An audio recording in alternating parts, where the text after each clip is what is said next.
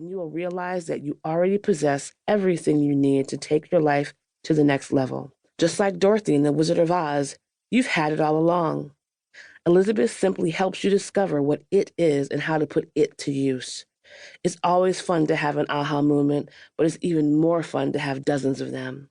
If you know that life has more in store for you and you're ready to step up and be the person you know you are meant to be, then Live Large is the map you need, and Elizabeth is your ultimate guide. Dana Wilde, best-selling author of Train Your Brain and host of The Mind Aware Show. Live Large, The Achiever's Guide to What's Next by Elizabeth B. Crook. Dedicated to Lisa Quinn Lorimer Donahue. The real voyage of discovery consists not in seeking new landscapes, but in having new eyes. Marcel Proust.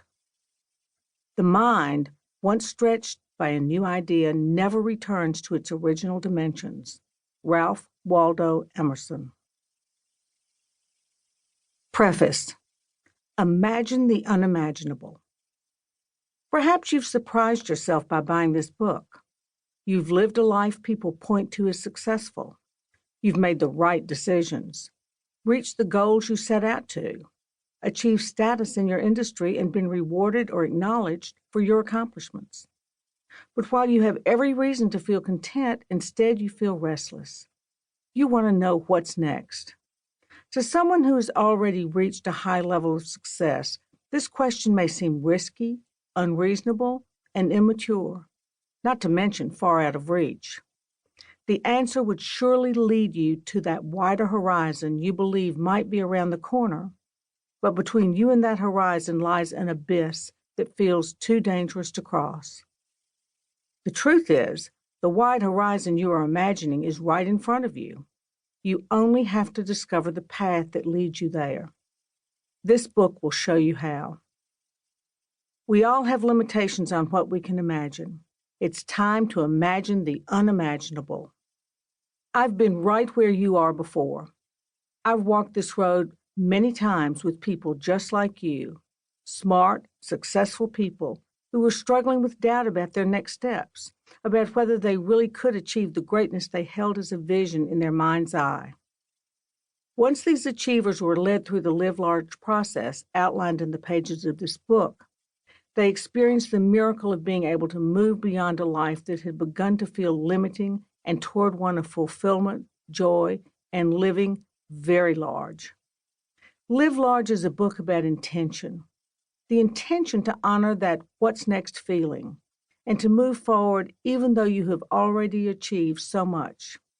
It is about exploring and acknowledging the depth of your talents and experiences, and discovering how to use these abundant personal resources to align yourself with an even deeper purpose.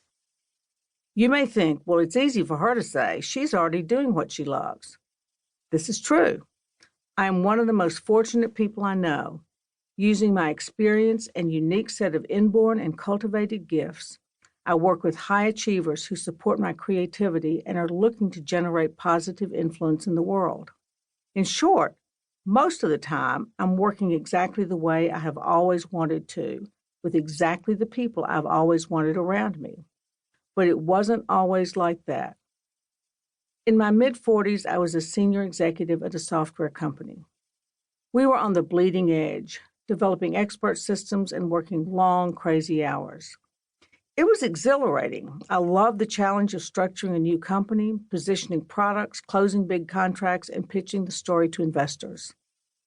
Then, about 4 years into it, the company started to go in a direction I believed would lead to failure. Eventually, I found myself in a messy political fight. Could I have won? Who knows? Does it matter? Not really. What does matter is that one day when I was driving home from the airport after yet another trade show, I realized I was working way too hard for something that I simply didn't care about, yet I was living as if I did. Leave-taking is almost always messy. At first, I was stunned. I had jumped off a train going 100 miles an hour and hadn't waited for it to slow down. The landing hurt. What was I supposed to do with all my full-speed energy? And what about my